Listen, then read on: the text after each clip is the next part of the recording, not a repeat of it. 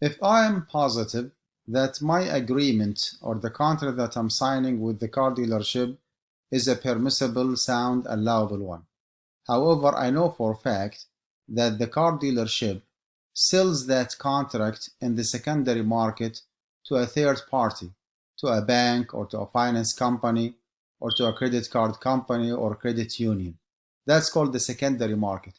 And this new entity who buys that contract for a less called an assignee. Would that be a concern for me? Should I care about what is done, behind the scene in the back office? I should not actually care about what the car dealership actually do with that contract. My concern, my focus should be on the permissibility and the soundness of the agreement that I sign with the car dealership.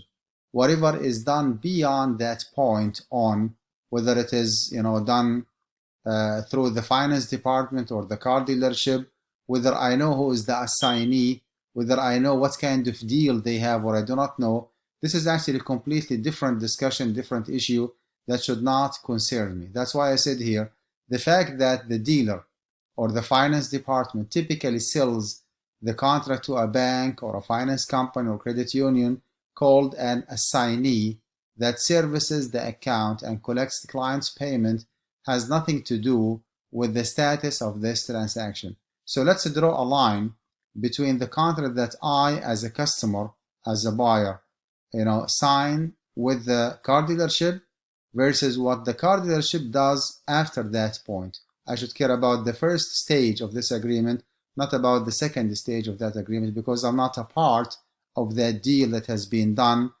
from behind the scene or in the back office between the car dealership and the new assignee.